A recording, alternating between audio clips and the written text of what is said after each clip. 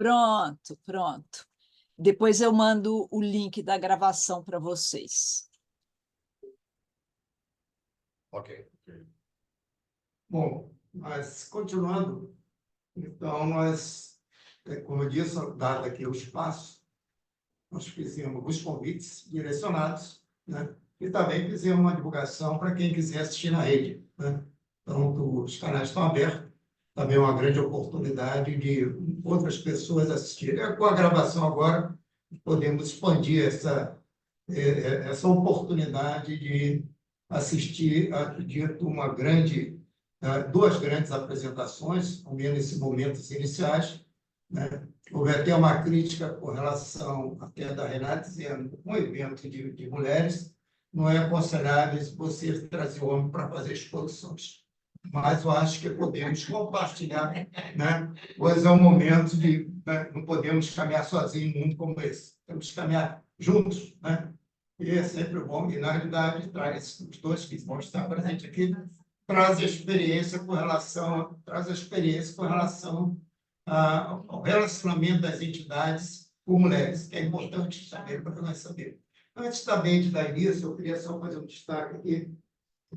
Primeiramente, aproveitando o dia de hoje, nós estamos lançando o 13º Prêmio de Economia Professor Celso Furtado, né? Então, é o nosso prêmio tradicional de seleção de monografias, uma premiação por ocasião da data de falecimento de Celso Furtado, no dia 20 de novembro. Então, anualmente, nós fazemos. Eu até estava comentando com a nossa gerente, que é a Négia, que nunca uma mulher, ao longo essas 11 edições, nunca uma mulher saiu vencedora. Acho que chegou o momento, né? Temos aí algumas alunas, né, conquistando essa premiação. Também estamos lançando hoje, encaminhando para Brasília, uma proposta de realizar um encontro nacional encontro de economistas do Nordeste, né?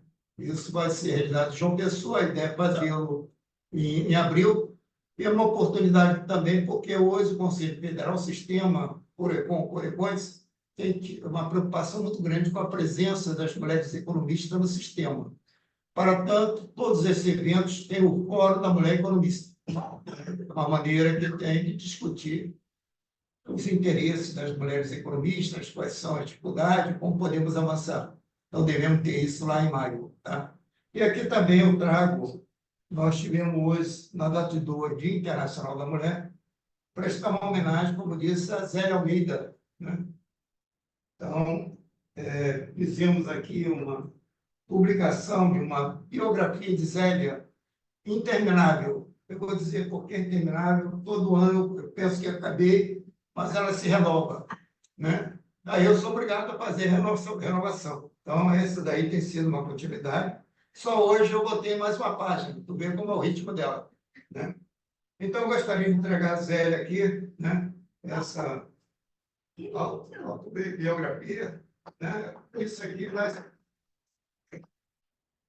Obrigada, gente. Obrigada, por essa toda a dedicação. Essa pequena lembrança, nós homenageamos também todas as economistas, mulheres economistas. Eu aqui também eu trouxe minha filha para poder fazer presença, né? Minha filha de Mangueira, ela está terminando esse semestre em Relações Internacionais. Não quis seguir economia, né? Mas, apesar que conviveu com a economia, né? Acho que de uma forma quase constante.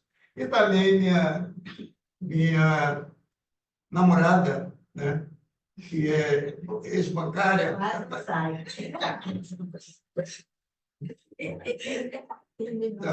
Da Caixa Econômica, é uma especialista em dinheiro, advogada, mas especialista, que foi gerente da Caixa Econômica em Vitória da Conquista, né?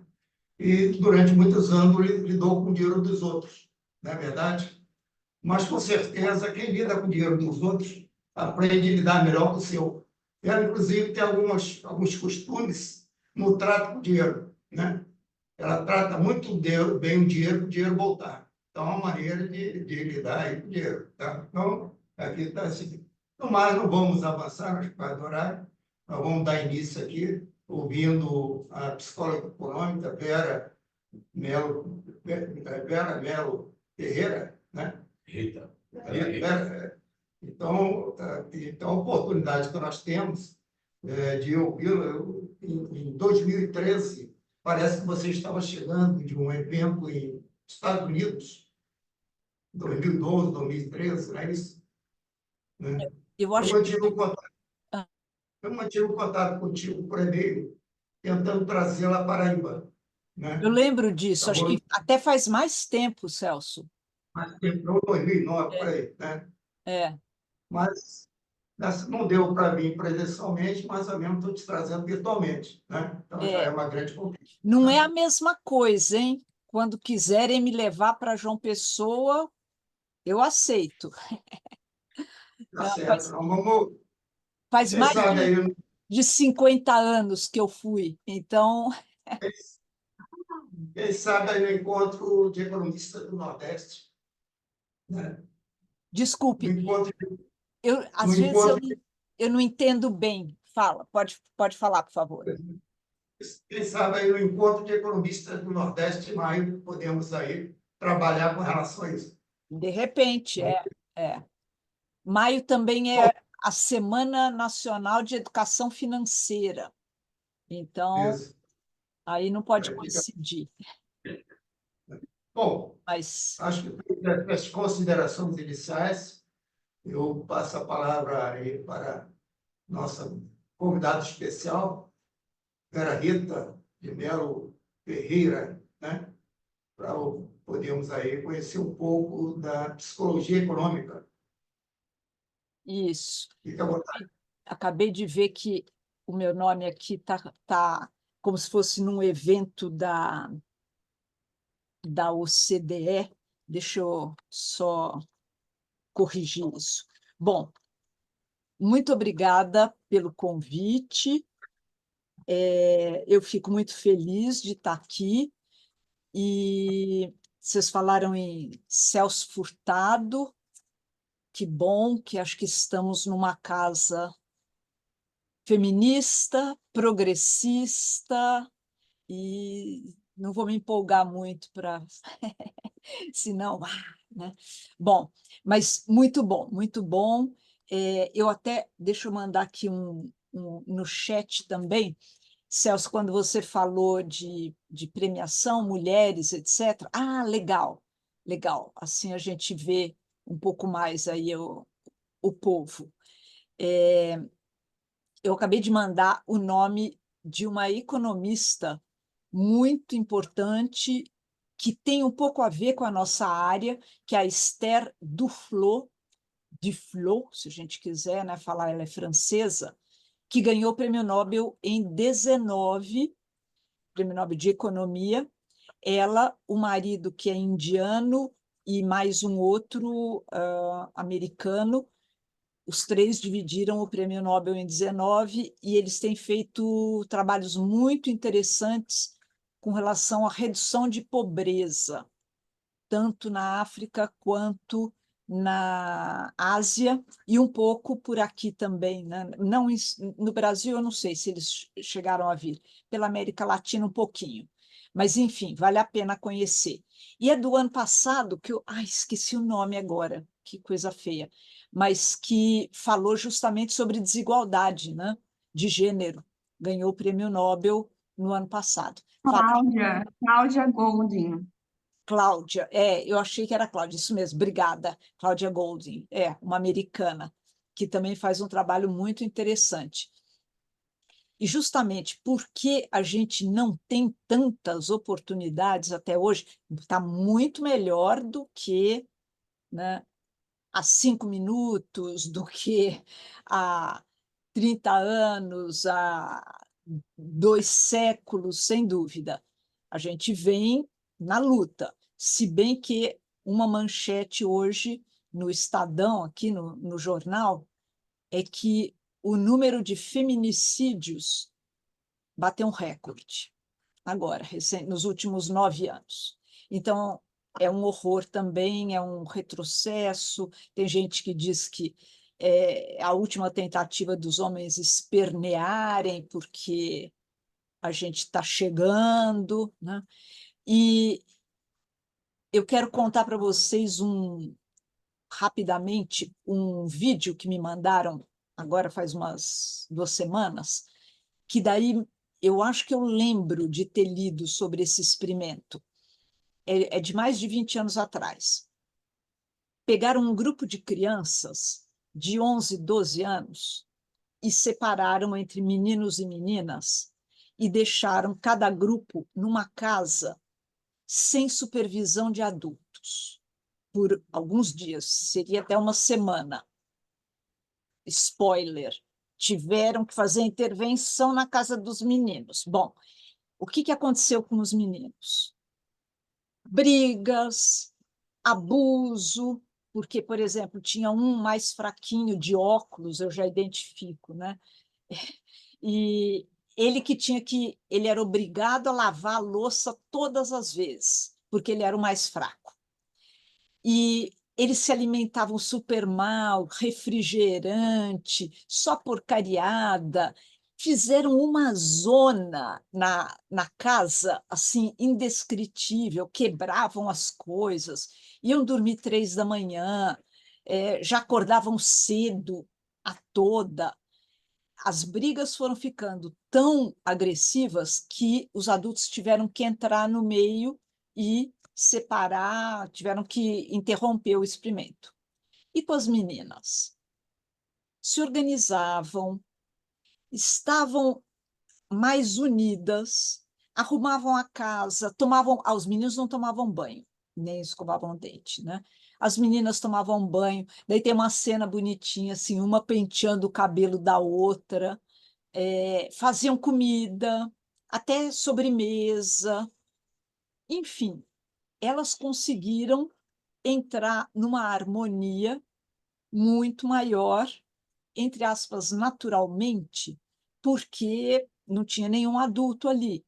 Então, elas até conseguiam ter uma certa autonomia. Por que eu estou dizendo isso? Uma, porque eu torço pelo matriarcado quanto antes, pelo amor de Deus, né? Porque o patriarcado a gente já viu que não deu certo. Desculpe qualquer coisa, eu acredito que os homens aqui presentes ou que vão assistir devem, talvez, compartilhar desta visão, né? Olha onde a gente chegou com o planeta, né? Olha onde a gente chegou com o sistema econômico. Problema para tudo quanto é lado. Bom, eu não vejo a hora. Agora, com relação a dinheiro, com relação a finanças, o que a gente pode observar nas diferenças entre homens e mulheres? Em que pese a gente ter chegado no mundo do dinheiro muito mais tarde, eu ainda conheço minha ex-sogra, por exemplo, que ela teria hoje uns 90 anos, ela ficou viúva com 50 e pouco, nunca tinha pago uma conta na vida. E era na Argentina, nem era no Brasil. Não sei se faz muita diferença. Ela não tinha ideia de como administrar a vida financeira, as contas, etc, etc. Teve que aprender ali no trampo. Ou seja, não faz tanto tempo assim, né? É uma coisa mais ou menos recente. Então, só de dizer que até 1963 mulheres não tinham CPF, socorro! E poucas décadas antes não podiam nem investir no seu próprio nome, precisava de autorização do marido, do pai. Que é isso, gente do céu? A gente olha para isso e quer desmaiar. Bom, então, de um lado, o mundo do dinheiro não é natural para as mulheres da mesma forma que é para os homens, que sempre lidaram com dinheiro, desde a invenção do dinheiro, né? Por outro lado, as mulheres sempre se encarregaram de administração dos recursos finitos na família. A comida, o tempo, as crianças não são infinitas, né? Alguns pais até não. Lembrei do Mário Prata, aquele autor que diz: filho é bom, mas dura muito. Não, mas isso é outra coisa. Mas as mulheres sempre cuidaram da administração das casas, de um modo geral. O homem ia para a rua, ganhava o dinheiro, e as mulheres ficavam trabalhando de forma não remunerada. Bom, hoje a gente vê o reflexo disso no mau sentido, mas também no bom sentido. Como? No mau sentido, porque muitas mulheres não têm conhecimento sobre finanças pessoais, não tiveram a chance de aprender errando às vezes, ou ninguém deixa, elas ainda permanecem submetidas ao poder masculino. Então, muitas vezes, por exemplo, estão numa relação tóxica e não podem ir embora, porque dependem financeiramente do companheiro, as crianças e tudo isso. Então, isso é o lado péssimo. Do lado interessante, eu brinco, acho que tem até alguém que já tem esse nome aí de influenciadora tal, invista como uma garota, porque o que a gente observa no médio e longo prazo é que as mulheres têm mais sucesso nos investimentos. Por quê? Porque não são tão impulsivas, porque, e olha, isso é complicado, porque não têm tanta autoconfiança até o ponto de fazer muita besteira, como muitos homens fazem. Ao contrário, elas vão atrás de perguntar, de informações, nem sempre para as melhores pessoas, às vezes conflito de interesse, porque vão perguntar lá no banco, e daí, né, compete lá com o bônus, né, e tal, mas elas não têm pudor de perguntar. Antes do Waze existir, eu brincava que era essa questão também, né? Os homens nunca poderiam parar para perguntar.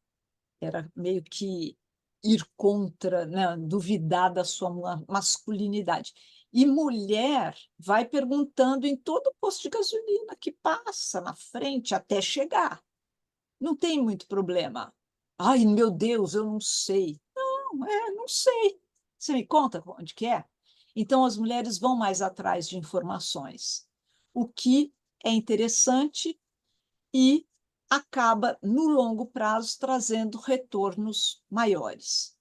Bom, tudo isso está dentro também do que nós estudamos na psicologia econômica, que é uma espécie de irmã quase gêmea da chamada economia comportamental, que talvez vocês economistas conheçam melhor por esse nome, e uma linha de pesquisa das duas áreas, que são as finanças comportamentais, que se voltam mais para o comportamento financeiro das pessoas e dos mercados, e eu estou falando um pouco a árvore genealógica. A psicologia econômica é a mais antiga, tem mais de 140 anos. Aliás, a pessoa que usou o termo pela primeira vez era um jurista francês chamado Gabriel Tarde, que em 1881 a gente encontra uma publicação numa revista de filosofia, um artigo com o nome Psicologia Econômica, de autoria dele, que depois escreveu As Leis da Imitação, em 1902 escreveu o livro A Psicologia Econômica, só em francês, A Psicologia Econômica, e morreu logo em seguida, infelizmente. Mas, durante algum tempo, houve tentativas de ou economistas ou pensadores sociais, ou até do nascente marketing, de avançar com a interface psicologia-economia. acrescentar o olhar psicológico aos fenômenos econômicos. Na primeira metade do século XX, sem muito sucesso. Os economistas vinham e tratoravam qualquer tentativa. Não, não precisa, a gente sabe de tudo, para que botar isso, etc. E, ao mesmo tempo, a economia foi se matematizando cada vez mais também, né?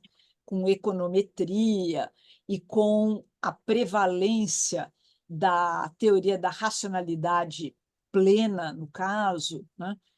Mão invisível do mercado, os mercados se corrigem, aquela balelada toda, né? Na metade do século, aconteceu. Bom, primeiro aconteceu a Segunda Guerra, né? E a partir da Segunda Guerra aconteceu uma coisa interessante.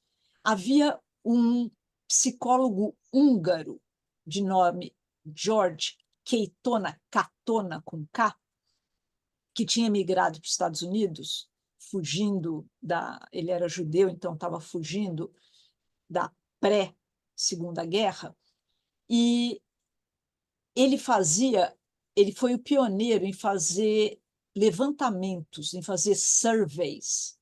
Ele que criou o primeiro índice de confiança do consumidor. Não, desculpe, confiança virou depois o mais popular. O dele era índice do sentimento do consumidor. E ele ia para a rua, ele treinava, né, as pessoas, porque eram amostras muito grandes, com um questionário super detalhado para saber o que as pessoas imaginavam a respeito do próprio dinheiro, que expectativas que elas tinham, como elas cuidavam, como elas não cuidavam, qual a atitude delas, que valor que davam, a que associavam. Era uma investigação bem minuciosa de como as pessoas se relacionavam com o dinheiro. E quando a Segunda Guerra estava em curso, o governo americano pediu aos economistas, que seria mais esperado, que fizessem projeções econômicas para o pós-guerra. O que eles falaram? Eu estou aqui, eu imagino, entre economistas aliados, então, por favor, não se sintam atingidos pelo que eu vou dizer, não é com vocês, tá? Mas a gente vê muitos economistas arrogantes que dizem: nós sabemos tudo, não precisamos de nada, menos ainda de ir para a rua perguntar para as pessoas. Então, eles fizeram os modelos matemáticos deles, né? Tirados da revista Capricho, muitas vezes, né? Os fundamentos, e disseram: vai ter uma recessão e talvez uma nova depressão, porque lembrando que os Estados Unidos tinham passado toda a década de 1930 numa terrível depressão, né? E então eles pim, pim, pim, vapt-vupt, é isso que vai acontecer. Daí chegou no Katona essa questão, ele falou: não é melhor perguntar para as pessoas, gente do céu? E foi lá com o seu time em busca de respostas da população. Voltou com resultados opostos. Falou: ó, o pessoal está tendo uma experiência de que essa guerra foi muito assustadora, muito violenta, e que eles não sabem o que vai acontecer daqui para frente. Traz muita incerteza. Então, eles querem agora meter o louco. Não, ele não falou assim, né? Eles querem agora curtir a vida. Eles vão gastar. Eles querem comprar novidade, eles querem tornar a vida mais fácil. Então, eles vão comprar máquina de lavar, vão comprar geladeira, vão comprar carro. Katona mandou o recado: ó, preparem-se porque vem um boom pela frente. E o que aconteceu? Veio um boom. Aí olharam assim e falaram, como que um psicólogo acerta nas previsões e os economistas erraram redondamente? Pois é a vida, né? Então, olharam com novos olhos para essa disciplina, a psicologia econômica, né, que já vinha aos trancos e barrancos tentando, né, achar o seu lugar. E aí a gente tem o início da psicologia econômica contemporânea. Em 57, teve o primeiro curso, a primeira disciplina em Estocolmo, na Suécia. Eu cheguei a conhecer esse primeiro professor universitário de psicologia econômica, faleceu faz pouco tempo. E daí o resto foi virando história no bom sentido.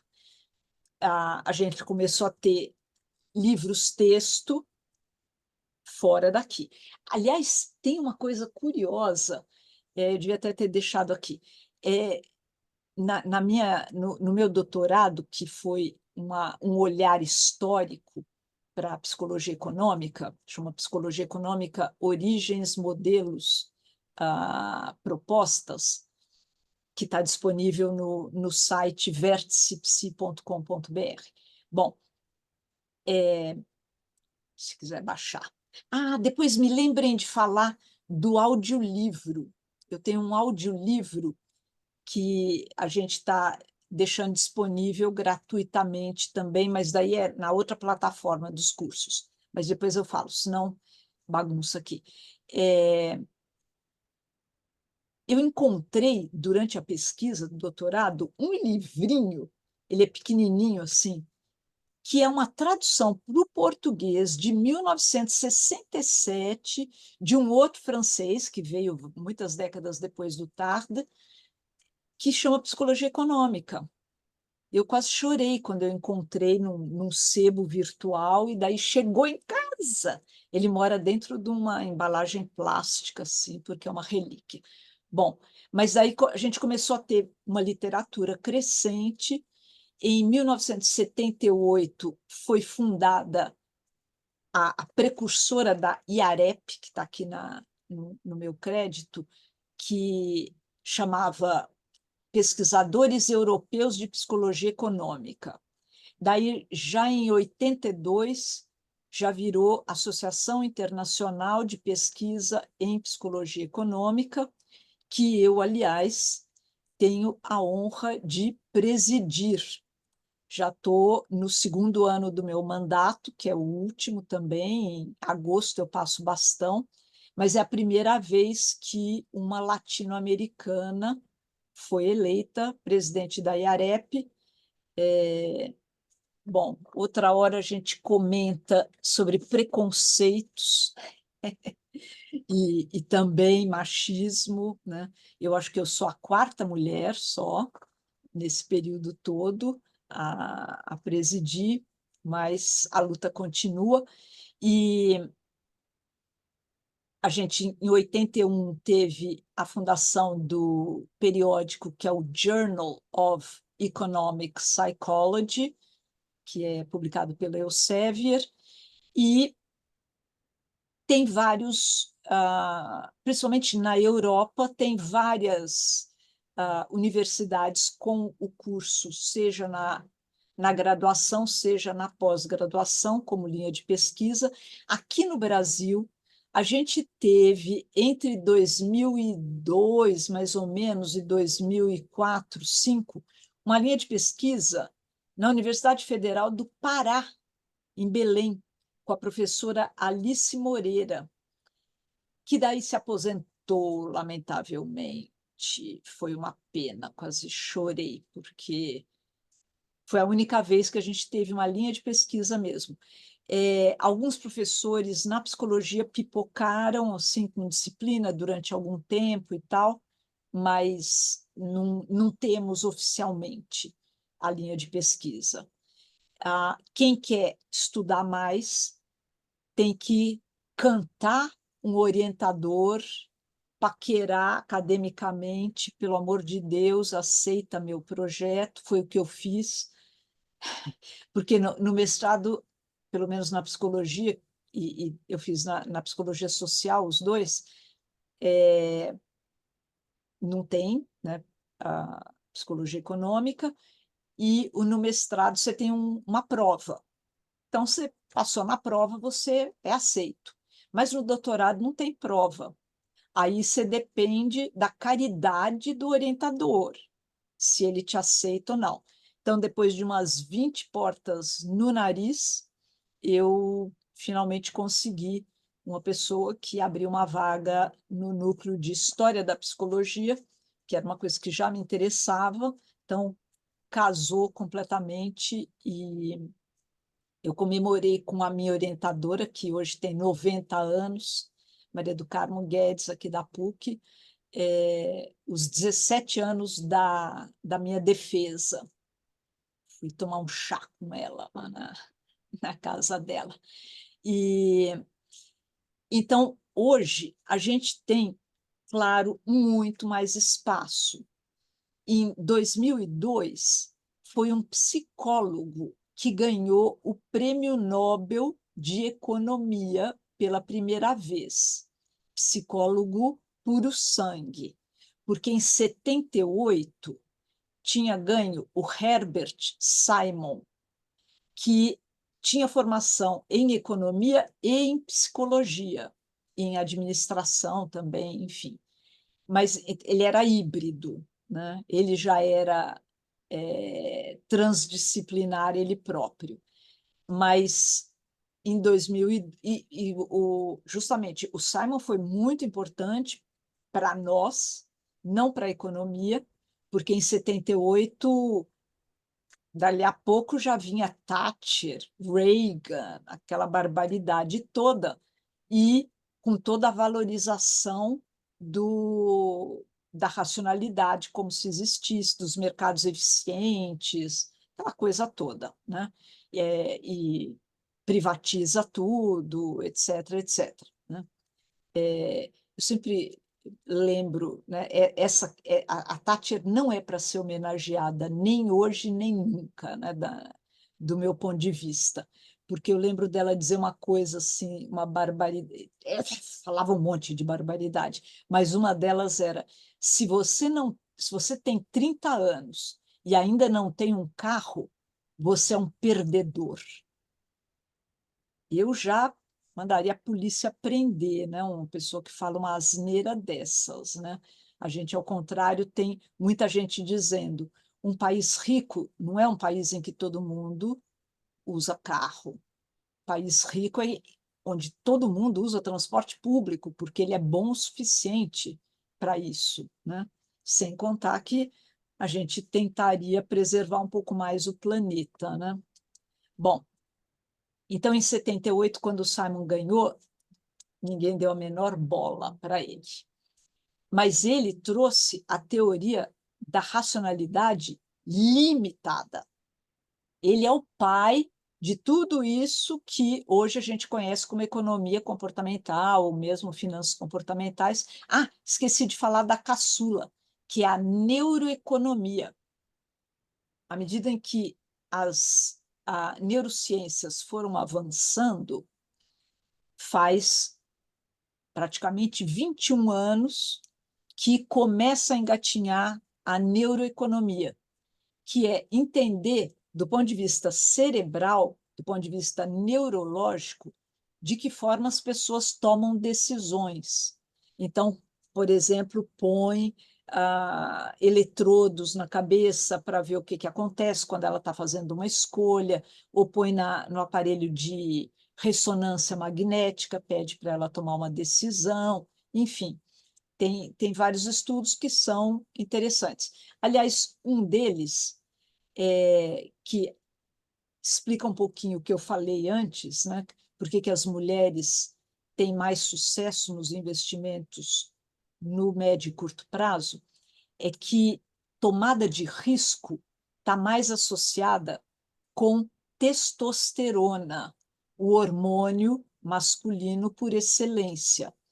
Então, a gente brinca, como seria o mercado financeiro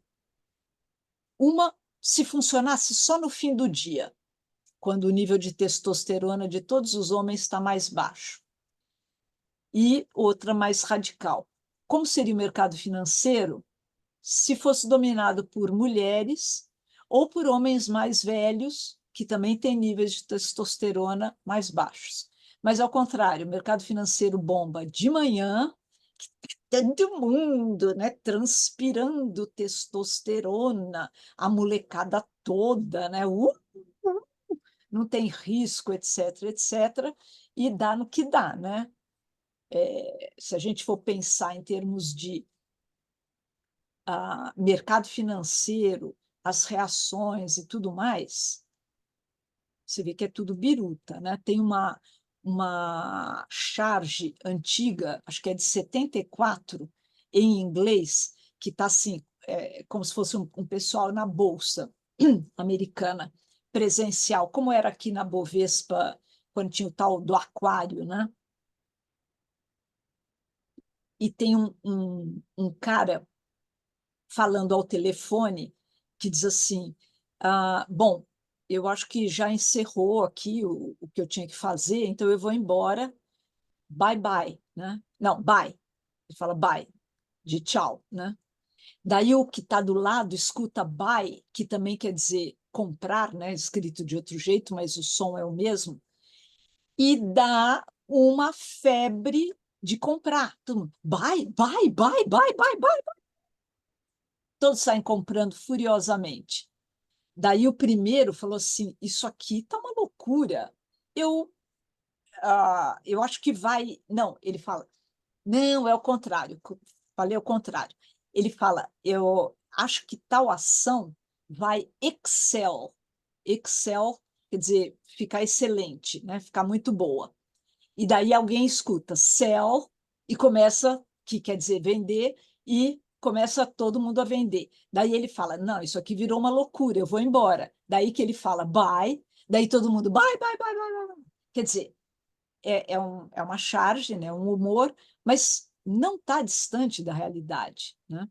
Muitas vezes, nos Estados Unidos, na época que era como chamava aquele cara do banco do Fed, do Banco Central deles, aquele bem famoso, Alan o Greenspan? Greenspan, exatamente, obrigada. Então, tinha pessoas especializadas nas expressões faciais do Greenspan.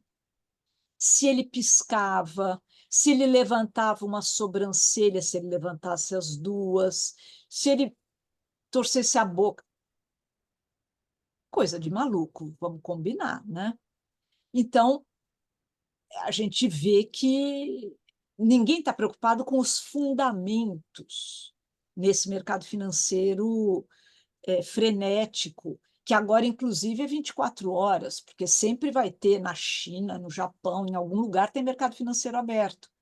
Então, se antes, há 40 anos, os operadores descansavam, hoje não descansam mais, né?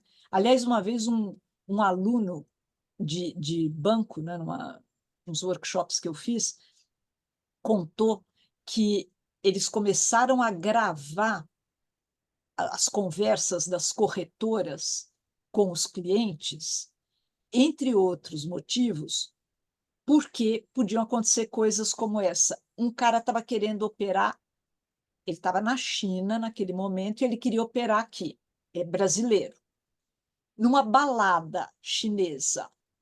Ele foi para o banheiro para falar pelo celular. Provavelmente já tinha emborcado algumas, né?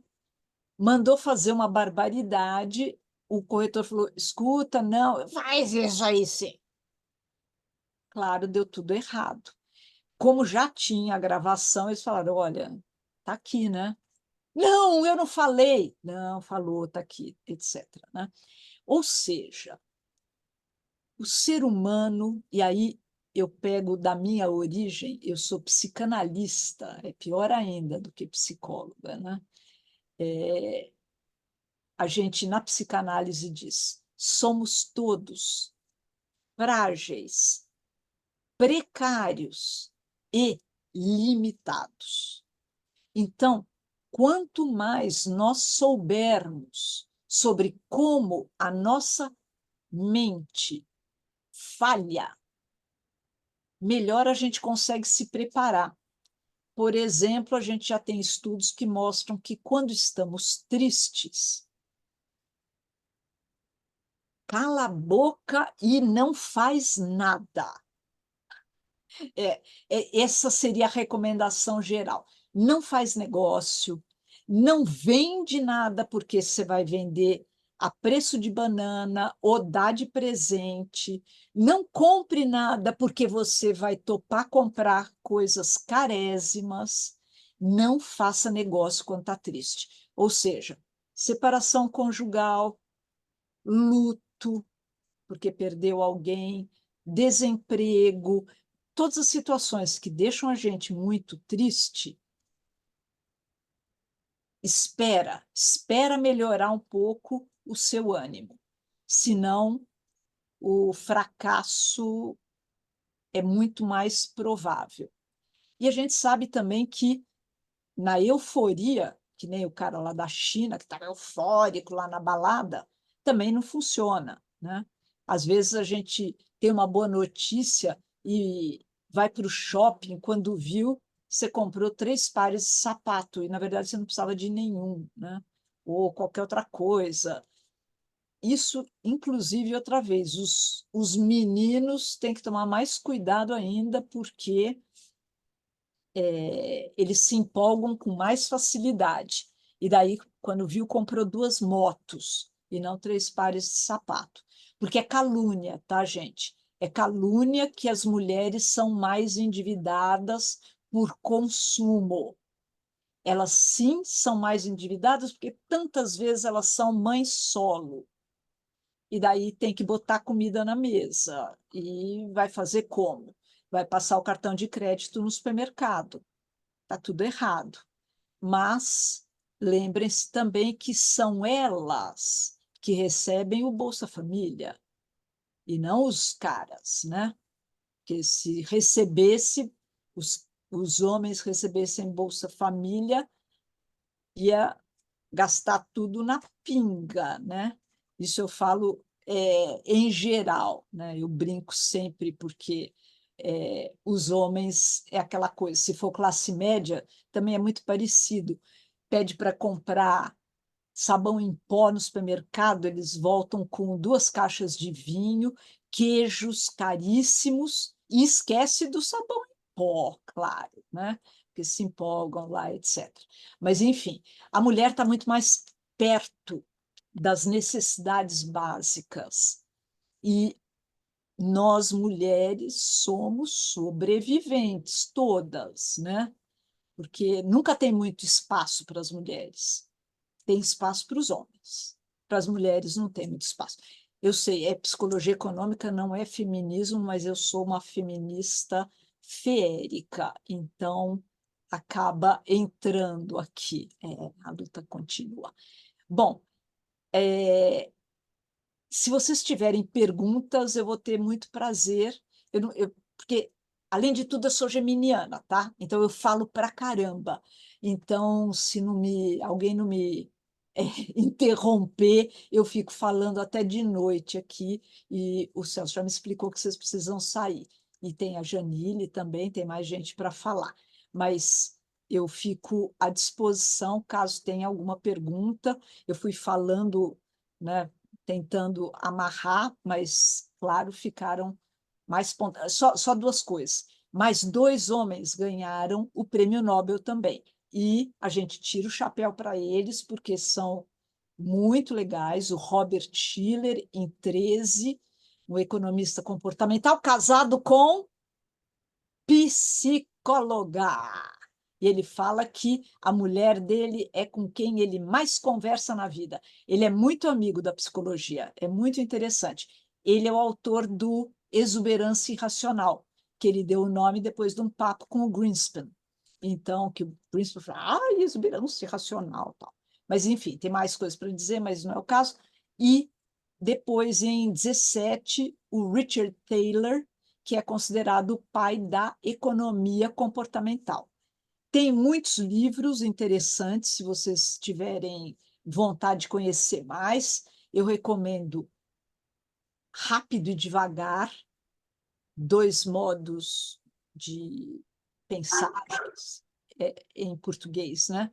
Que é do Daniel Kahneman, acabei não falando o nome dele, Daniel Kahneman, que ganhou é o psicólogo que ganhou o Prêmio Nobel em 2002. Ai, peraí, deixa eu contar uma coisa que eu gosto sempre de tentar impressionar as pessoas. Eu dividi um painel com ele em 2009. Ele muito gentil e ainda por cima eu falei antes dele, ele teve a delicadeza de dizer, como já foi dito anteriormente, né? Aí eu fiquei, ufa, né? Foi um pouco como uma outra banca de defesa, né? Então, Rápido e Devagar. Tem um outro que é O Projeto Desfazer, que é uma biografia dele, Kahneman, com o colega dele, que foi super amigo. Ele desenvolveu todas as teorias, mas morreu antes, então não dividiu o prêmio Nobel com ele, mas é sempre homenageado, Projeto Desfazer. E eu acho que para vocês, em especial, fica a dica do Misbehaving, que é a Renata já leu, né? Que é Se Comportando Mal, eu não sei nem se traduziu, que é do Taylor, que é uma autobiografia acadêmica, que ele conta quanto de tomate que ele levou na cara tentando levar a economia comportamental para o establishment da economia. Eu acho que vocês que são, talvez, economistas inconformados, né, com a rigidez, a caretice, a estreiteza da economia tradicional, acho que vão vibrar. Eu chorava em vários momentos, eu nem sou economista, mas eu ficava emocionada de pensar, né, o quanto ele foi humilhado. É bem aquela história, né? Ele tomou todas as pedradas, e daí chega em 17, ele está lá em Estocolmo recebendo o prêmio Nobel, e ele sempre teve assim uma postura meio, ah, eu sou irreverente, né? Eu tiro um sarro. Acho que ele não imaginava que os colegas acabariam dando o Nobel para ele. Quando ele foi o último a receber, né? O Kahneman recebeu antes, e o Kahneman dizia: eu recebi o prêmio Nobel, mas quem merecia é o Taylor, né? Taylor, que escreve Thaler, Taylor. Ele tem uma cena emocionante também, ele está recebendo lá do rei, né? Primeiro ele está sentado, ele é baixinho, gordinho, eu conheci também pessoalmente aqui em São Paulo e fora. E ele está assim meio, estou nem ligando, né? Prêmio Nobel, quem se importa?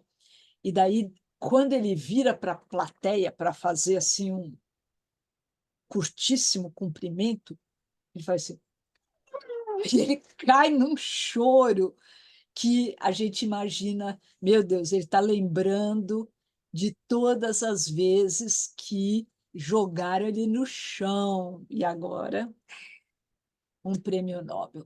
Então, essa literatura aí está bacana. Tem meus livros também, se alguém tiver interesse.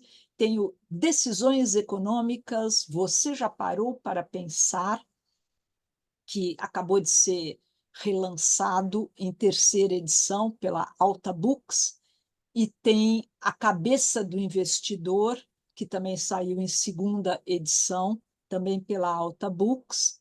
São de divulgação científica. O Decisões Econômicas dá para ler assim numa tarde de chuva. O Cabeça do Investidor é um pouco mais. E tem um no meio que é Psicologia Econômica, Estudo do Comportamento Econômico e da Tomada de Decisão, que, enfim, eu pedi para uma pessoa digitar a partir do original, porque venceu né, com a Campus, venceu o contrato. Ai, mas saiu com tanto erro que eu tenho até um pouco de vergonha. Então, tem a minha tese, e eu não sei ainda o que eu vou fazer com esse outro. Mas tem o audiolivro que está na plataforma cursosvertipsi.com.br. É só cadastrar, é que não tem outro jeito de entrar na plataforma. E daí você recebe os capítulos. Enfim, o audiolivro eu gravei em 2008, mas na pandemia, a Cris, minha ex-aluna, que virou sócia, ela falou, vamos fazer alguma coisa, bem no comecinho, vamos oferecer alguma coisa para as pessoas, porque estava todo mundo perdido, né, ali em março, abril.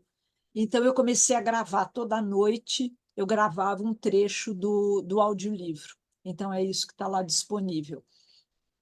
E, bom, eu tenho o canal Pílulas de Psicologia Econômica no YouTube, com mais de 2.300 vídeos curtinhos, de 1 minuto, 2, até 5 minutos. E tem o Instagram, que é Psicologia Econômica, tudo junto, sem acento. Então, tudo isso, material gratuito também. Eu falei para vocês, eu não paro de falar. Chega, eu vou fechar aqui. Fica à vontade. A Zélia quer Muito dar a palavra. obrigada. É um prazer, Vera, você por aqui, estar conosco. É um prazer muito grande. E, Muito obrigada. principalmente, o assunto que você trouxe, que foi um assunto ainda no Brasil abandonado. A teoria da psicologia do consumidor, das pessoas que estão decidindo pelo mercado. Isso, você tem, eu ainda tenho livros que simplesmente ignoraram essa parte da teoria econômica. Eu sou economista, você é psicóloga já na área do comportamento. E é completamente, o consumo era ignorado dentro da economia. Depois passou a ter força junto com o marxismo, na teoria econômica. Aí juntou, na Europa, então, a partir dos austríacos, que você citou aí, Escola eles psicológica, é. começaram o comportamento do consumidor. E chegou a hoje, que é exatamente os prêmios Nobel, que é uma coisa muito, muito que é para se comemorar, exatamente, porque se está aprofundando o estudo da decisão do consumidor, que tem que passar pela psicologia, sim. Agora, nós não podemos pensar no indivíduo, mas em todos os indivíduos e como eles decidem dentro de suas psicologias, dentro das suas mentes. Aquilo que você falou antes foi muito bom. Eu agradeço sua palestra, sua fala, e me deixou muito feliz tudo que você falou em ver como está avançando a questão do país. Obrigada, viu, Bela? Muito obrigada, muito obrigada. Aliás, importante isso, do meu ponto de vista, não é uma unanimidade dentro da área, mas do meu ponto de vista, e é isso que eu tento fazer lá na IAREP, para mim, a psicologia econômica é resistência, não é a psicologia do consumidor para explorar as fragilidades do consumidor. Isso já tem um monte de gente ganhando um monte de dinheiro, e eu não quero fazer nada com isso. Eu brinco com os alunos, a Janine deve lembrar, por cima do meu cadáver é que vão mexer com transformar esses conhecimentos em instrumento para arrancar mais dinheiro dos coitados, que eu nem chamo de consumidor, eu também faço questão de chamar de cidadão. O cidadão. Para mim, a psicologia econômica tem a função principal de reduzir a assimetria, tanto quanto possível, por meio de conhecimento, não só, mas por meio de conhecimento, tanto do comportamento psíquico quanto do comportamento econômico. Quanto mais as pessoas puderem conhecer, tomar consciência de como elas estão expostas, como elas são vulneráveis a tantas ciladas, ajuda um pouco. Mas também tem que a psicologia econômica, as ciências comportamentais precisam embasar a regulação.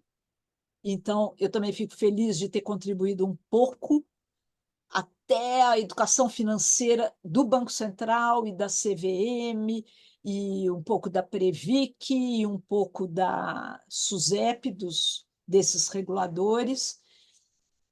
Tem que ajudar a informar, a Jane estava falando que trabalhava no PROCON, a proteção do consumidor, e isso a gente tem feito um pouco aqui no PROCON de São Paulo, já há mais de 15 anos. Eu já fui a Recife falar sobre isso também, alguns lugares. E o que eu nem acabei não falando, vou só falar 2 linhas sobre arquitetura de escolha, que é, do Taylor, que ganhou por último o Prêmio Nobel, que é um desenho comportamental do contexto para que as pessoas errem menos. Então, por exemplo, pode ser na nutrição, a gente já sabe que refrigerante só engorda, é um problema de saúde pública, não é nutritivo, etc. Então, numa cantina de escola, a gente não vai deixar o refrigerante em primeiro lugar, assim, fácil à vista. Não proíbe também. A arquitetura de escolha nem obriga nem proíbe. Empurra o refrigerante mais para trás e coloca água na frente, porque daí, no automático, a molecada vai lá e pega a água. A mesma coisa com hambúrguer, batata frita, fritura, porcariada toda. Não proíbe, mas coloca as coisas saudáveis, nutritivas primeiro, as saladas, os grãos integrais, etc, etc. Então, ou outro exemplo rápido, quer guardar dinheiro, guarde automaticamente.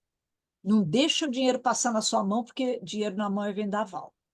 Se bateu aqui, já era. Então, já faz alguma coisa com a instituição financeira para X reais irem direto para uma aplicação que você escolhe lá, mas seja qual for. Eu, inclusive, digo, se quiser caderneta de poupança, ou se não tiver condição de não ser outra coisa que senão a caderneta de poupança, vai na caderneta de poupança. No mínimo, você vai ter aquele dinheiro. Porque se você falar, ai, não, ainda estou pensando como eu vou ficar milionário em 15 minutos, que aplicação maravilhosa que eu vou encontrar, milagre aqui, você vai gastar tudo em brusinha e os homens tudo em mé. Então, garante o dinheiro em algum lugar longe de você. Proteja o seu dinheiro de você mesmo, que é importante.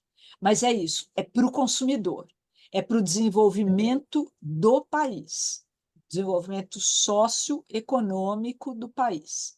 Psicológico, eu entrego para Tupã, não sei o que vai dar, né? Mas tomara que dê também, mas não sei. Estou um pouco cética ultimamente, né?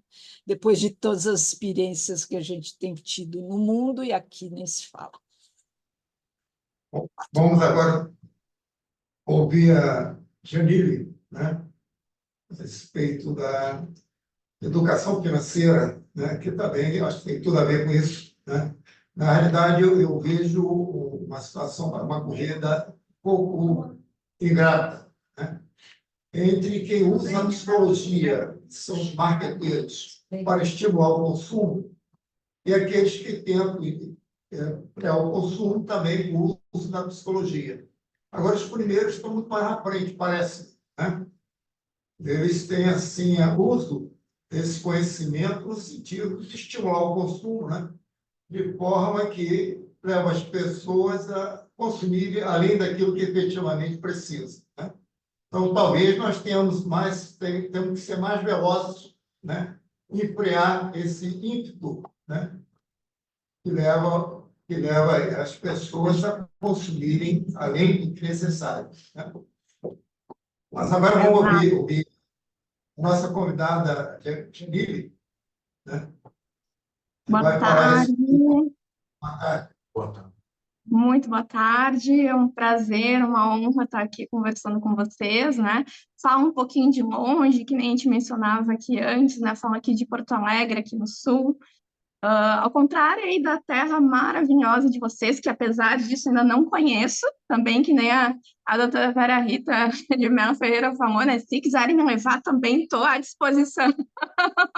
Ainda não conheço, mas fico muito feliz de estar aqui, honrada de estar conversando com você sobre esse assunto tão importante, que como economista, para mim, foi uma questão muito, foi uma grande construção chegar nesse ponto, né, nesse trabalho de educação financeira, trabalhar com isso e isso ser a minha profissão, né? Então, eu vim aqui compartilhar com vocês essa questão da educação financeira, né, dentro da economia, também falar, pincelar sobre as questões dentro da nossa própria vida, né, e como economistas a gente sabe que economia, né, trata muito das prioridades, questões de escolhas também, né, recursos finitos, fazer essa gestão toda, e a gente sabe também que nada melhor do que uma economia, né, a economia, ciências econômicas levadas à prática, né? Para mim, é essa a ciência econômica, a economia que eu acredito. É a gente conseguir ver ela na prática, né, dando resultado na sociedade. Então, isso é uma coisa que para mim, é o gritante dentro da educação financeira.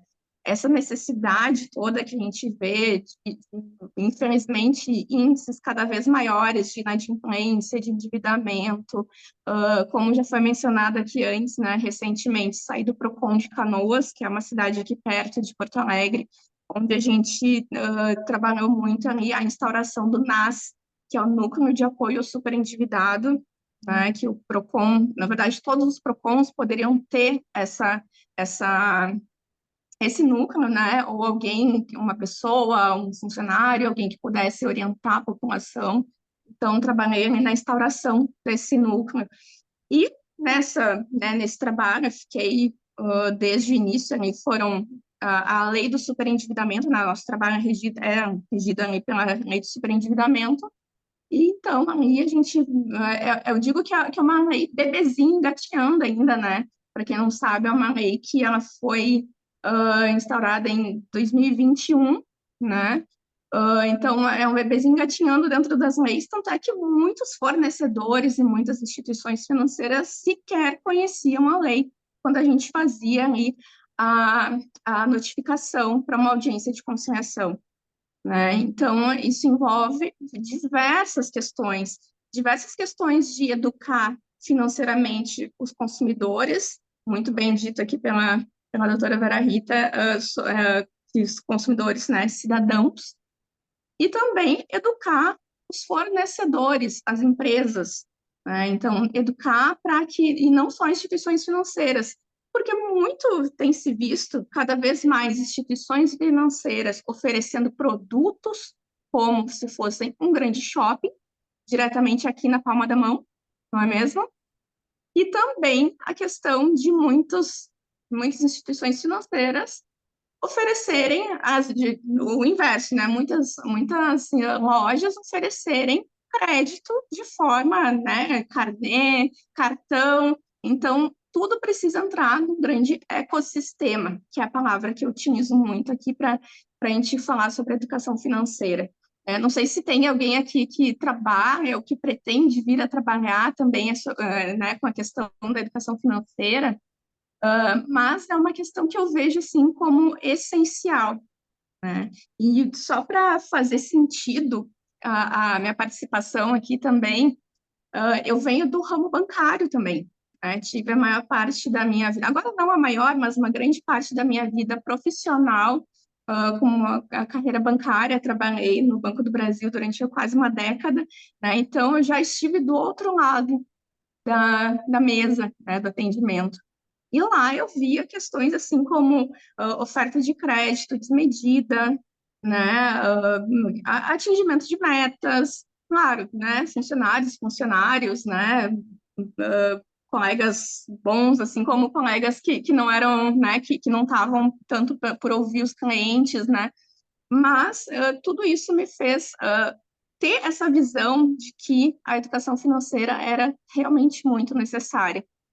E foi lá, justamente no atendimento à pessoa física, né, do banco, que eu via chegar muitas senhoras para mim, né, trazendo suas certidões de óbito, infelizmente, e diziam o seguinte: eu não faço ideia de como funciona.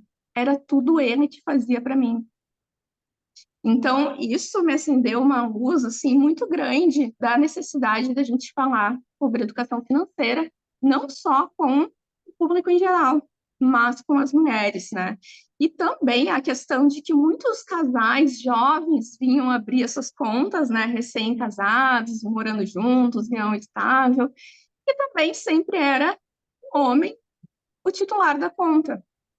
E até, vou contar para você, né, não sou noveleira, sou mais para maratonista de séries, mas ontem eu ouvi na TV aqui em casa uma passagem de uma novela dessas que está né, na TV agora, que falava sobre, eu não sei o contexto, sinceramente não conheço o contexto, mas era a moça deixando na mão do homem, do seu noivo, questões de as questões financeiras, que ela não queria se envolver, porque teria muitos trabalhos além desse para ela realizar, e que não seria uma coisa que ela gostaria de se envolver.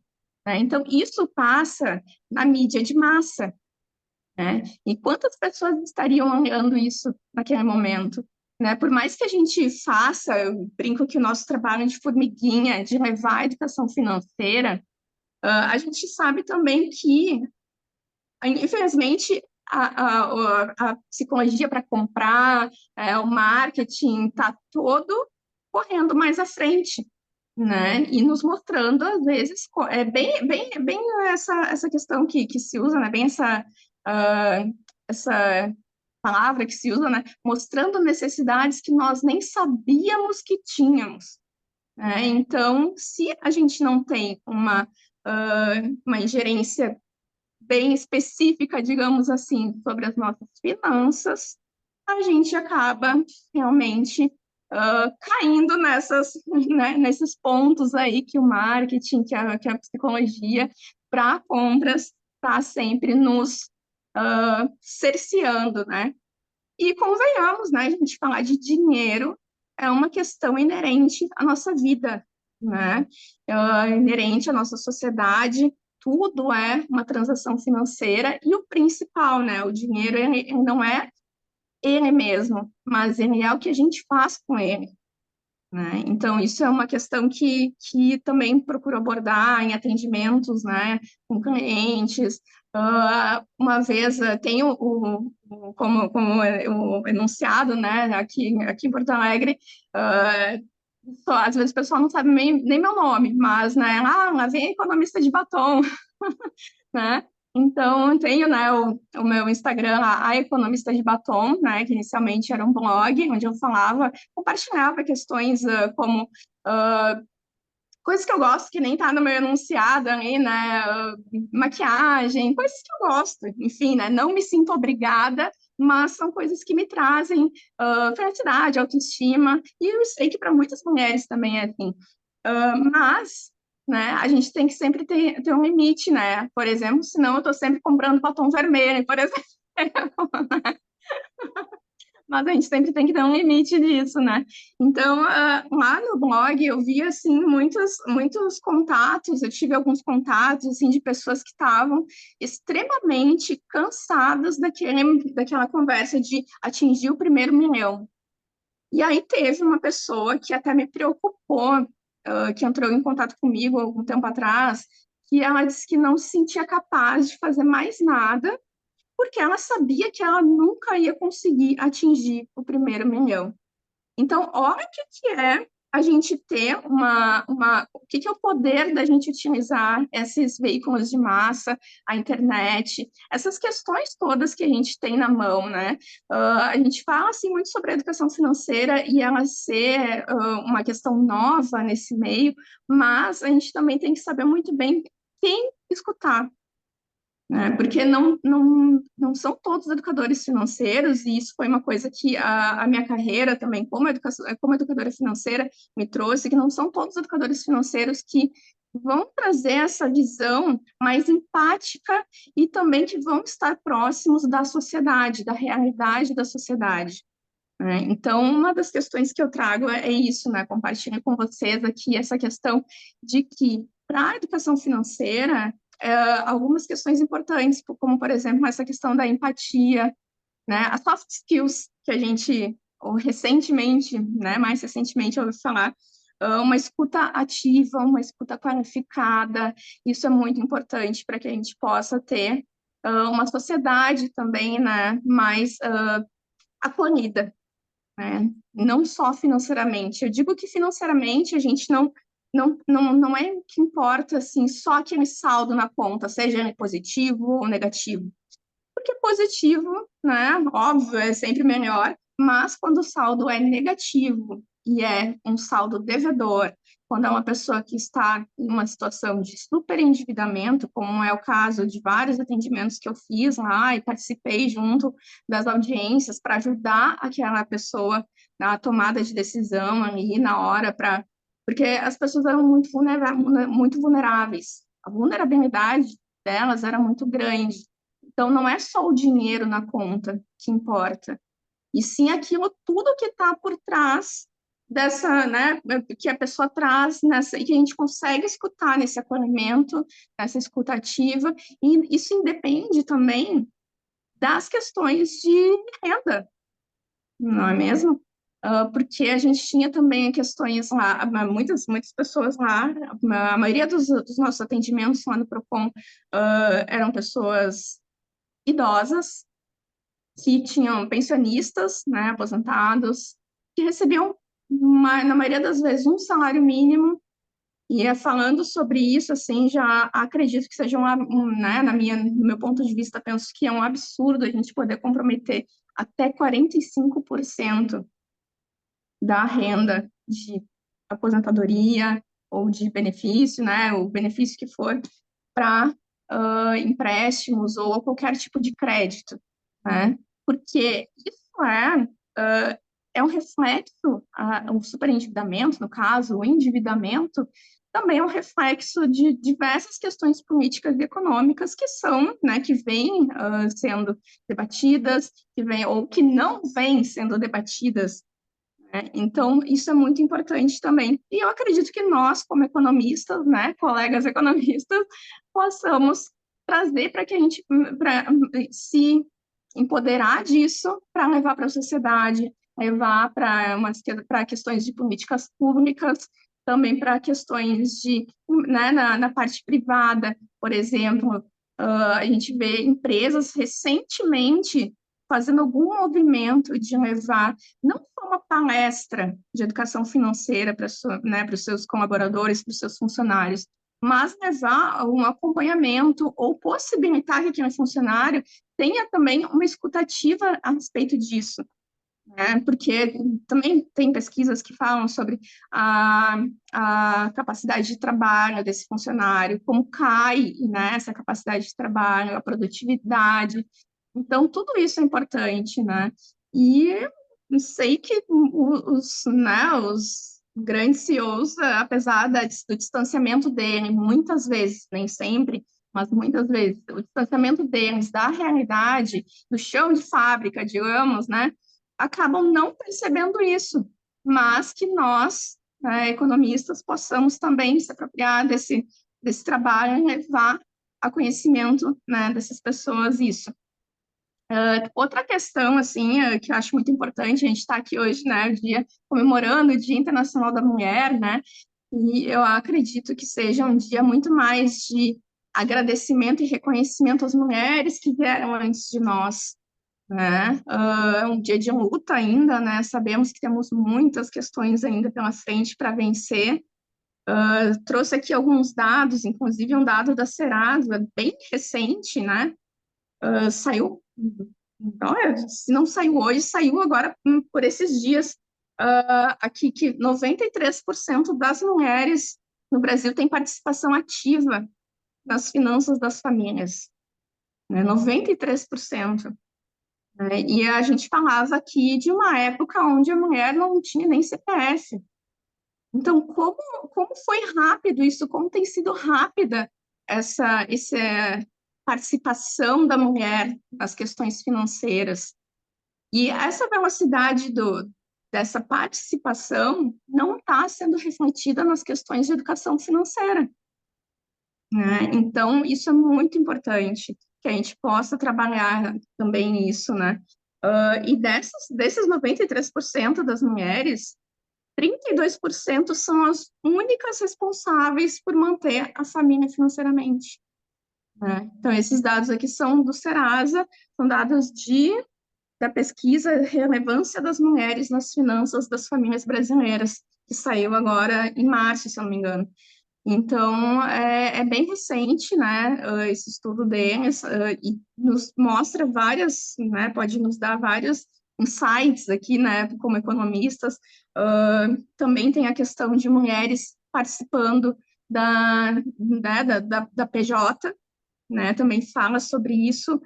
E aqui também cabe uma questão importante, né, eu vejo também nesse meu caminhar como educadora financeira, eu vejo que muitas mulheres têm, claro, né, a questão, eu não tenho filhos, né, que nem na minha apresentação eu digo que sou mãe de pets, mas sou madrasta de 2 crianças, né, então a gente chama aqui de legaldrasta, né, eles já estão jovens, estão deixando de lado essa nomenclatura agora, mas inicialmente eu era uma legaldrasta.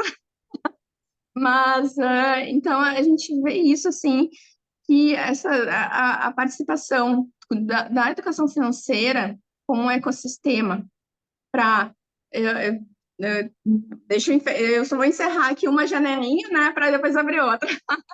Mas a participação das mulheres no mercado de trabalho e essa questão da maternidade também faz com que muitas mulheres vão empreender por necessidade, né? Então, se não são grandes empresas que têm aí uma política bem planejada, bem orientada para isso, né? Para a maternidade, para esse reconhecimento, as mulheres acabam indo empreender por necessidade. E o que isso nos diz também? Nos diz que, por necessidade, ela vai empreender muitas vezes de qualquer maneira. Muitas vezes sem ter o conhecimento que precisa para fazer uma empresa seguir em frente, né? E muitas vezes ainda, mais vezes ainda, eu diria que para a empresa dela dar um retorno, ter faturamento, ter lucro, e ela ter, sim, uma renda real. Então, isso também é a educação financeira, né? Dentro desse ecossistema, a gente pode lidar, então, a educação financeira nas empresas, né? Com a educação financeira nas empresas, nas famílias, né? E desde pequenininho, né? A educação financeira ela nos acompanha desde bebês, praticamente, desde da gestação, os pais, a mãe, o pai ali preocupados que vão conseguir levar, né? Como é que vai ser o futuro financeiro da família para dar esse suporte, né? Para uma criança. A questão da educação financeira também acompanha a juventude, também é presente na hora ali que a gente vai escolher muitas vezes a profissão, não é mesmo? Hoje em dia temos diversas profissões novas, tão novas, né, que eu nem saberia dizer se os meus enteados conhecem hoje a profissão que eles vão ter no futuro, né? Então, é muito importante a gente trazer algumas questões que são antes, né? Que são as questões de entender como que funciona o nosso dinheiro, por que a gente recebe um salário, por exemplo, né? Um pagamento, Isso tudo é para que a gente possa conviver em sociedade também, né? Tanto é que a lei do superendividamento fala sobre essa questão de trazer dignidade da pessoa, né, e do cidadão, para que ele possa voltar a conviver, né, a consumir na sociedade, porque isso traz dignidade para ele. O consumo é inerente ao nosso dia a dia, à nossa vida, como eu já mencionei antes, né?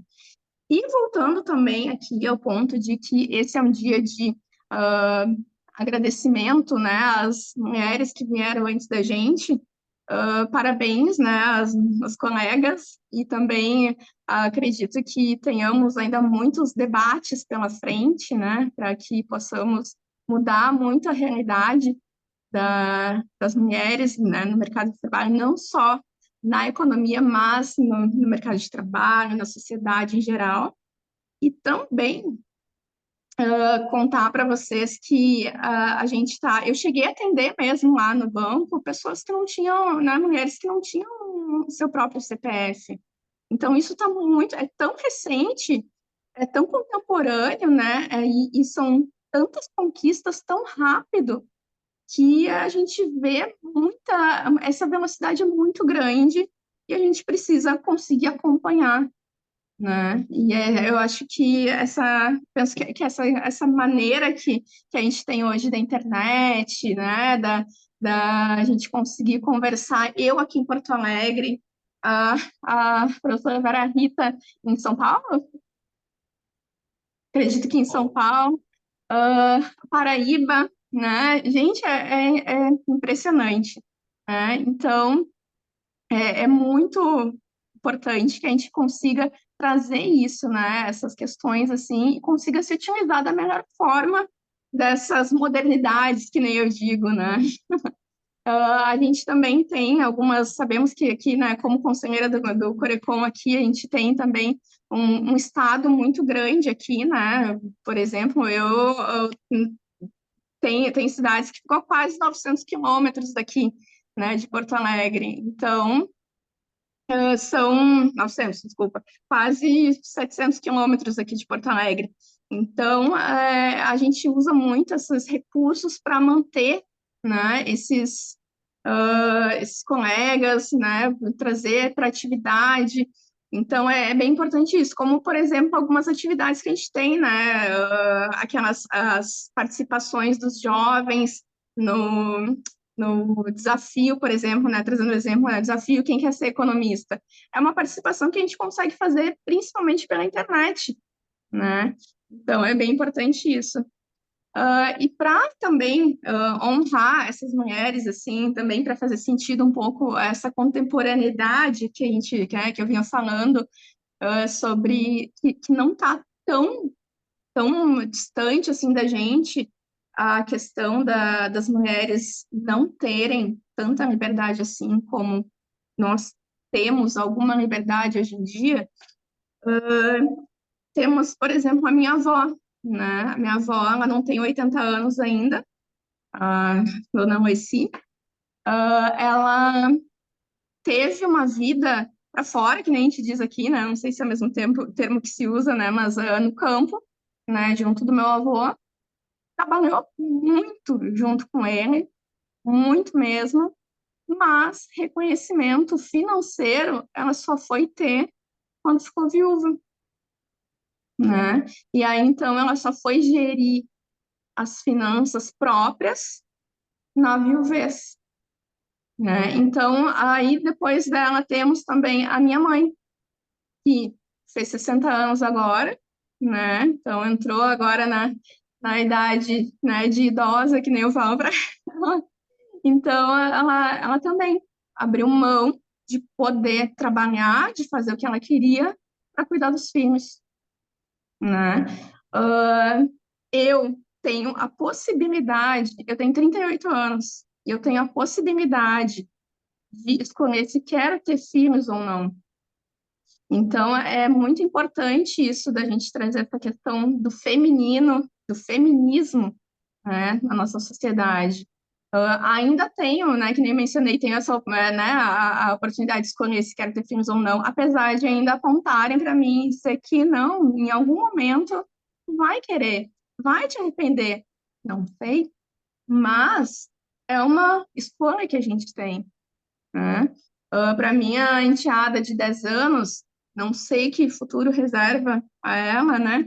A minha irmã, por exemplo, teve, ela, ela é mais nova do que eu, mais jovem do que eu, não muito, né? Ela tem uns 3 anos de diferença, mas ela teve como escolher também a profissão dela. E somos, eu e ela, somos a primeira geração de mulheres formadas na graduação da nossa família, né? Então, isso tudo é muito recente, é muito contemporâneo, né? E ela teve também a oportunidade de escolher trabalhar com o que ela ama e não com a formação dela, né? Então, ela foi do Brasil, foi morar lá nas Arábias, que nem eu digo, ela mora nos Emirados, trabalhar com dança, né? Então, são oportunidades que existem, né?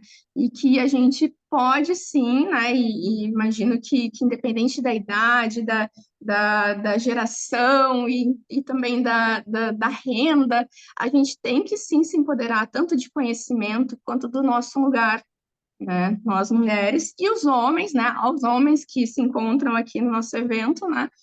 E entendam isso, que acolham, né? Essas questões da melhor forma possível, né? Se não com filhas, com irmãs, com irmãos, com parentes, né? Mais próximos, com as amigas, né? Então, nossa, tem muita coisa também para falar, mas eu nem sei como é que a gente está de horário. Alguém também me... É bastante. Tem que dar uma Como? parada. Temos que dar uma parada, porque a turma está do horário, né? O Isso, encerramento, aham.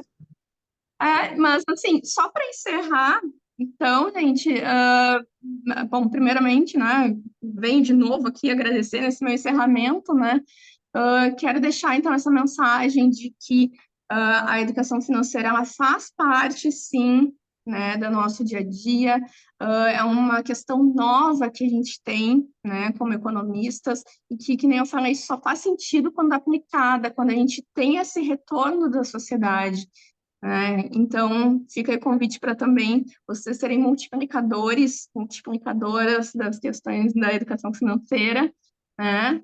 Ah, a questão também do Dia da Mulher, ah, acredito que a principal questão do dia de hoje é reconhecimento profissional, reconhecimento pessoal.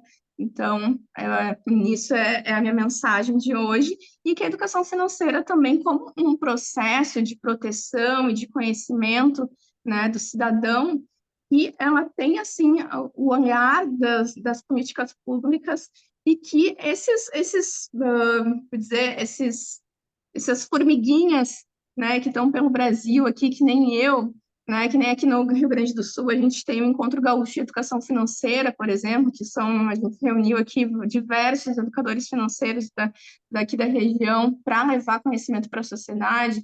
Então, que essas formiguinhas, né, tenham também como chegar no nosso público-alvo, que é o cidadão que precisa ser protegido, né, dos seus riscos, né, a gente sabe, todo dia eu recebo umas 5 ligações dizendo que o meu cartão do banco tal foi clonado, então que tem uma compra, e na verdade é um golpe, né, porque eu nem tenho conta, eu nem tenho o cartão que eles estão me dizendo que eu tenho, né, então golpes financeiros também é muito...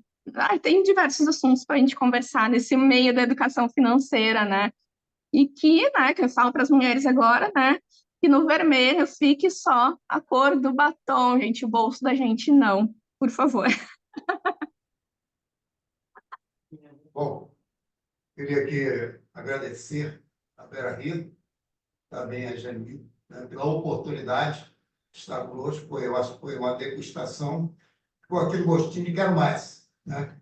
Então, vamos agendar aí uma próxima oportunidade, um tempo maior, para poder, né, podermos avançar mais com esse tema, que são importantíssimos, né? Educação financeira, que o Conselho de Economia tem trabalhado com relação a isso. Eu estou do lado aqui do secretário de Desenvolvimento Econômico aqui da capital, e recentemente o prefeito da capital sancionou uma lei quando colocando a educação financeira no ensino fundamental. Então, estão avançando, né? E é nessa idade é que deve começar, né? Eu acho que depois que chega uma certa idade, o cara já não consegue mais. Você ainda tem tempo para falar. É porque tem que encerrar, né? Tá certo? Deixa para a próxima. Porque daqui a pouco deixa aí as porteiras, né? Então, fica aqui o nosso agradecimento. Ainda estamos aí no dia do 8 de março, então renova aí um feliz Dia da Mulher, né, para todas presentes, né?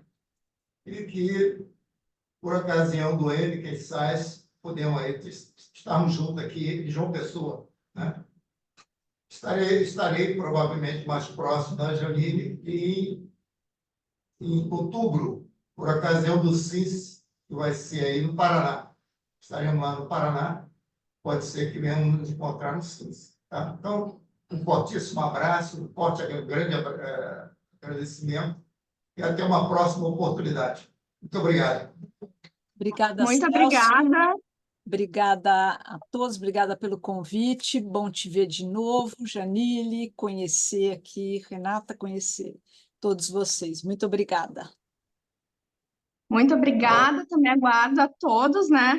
A doutora Vera Rita, aguardo também aqui no Rio Grande do Sul, os meus colegas economistas da Paraíba também aguardo aqui no Rio Grande do Sul, e que a gente se encontre, então, pessoalmente, né?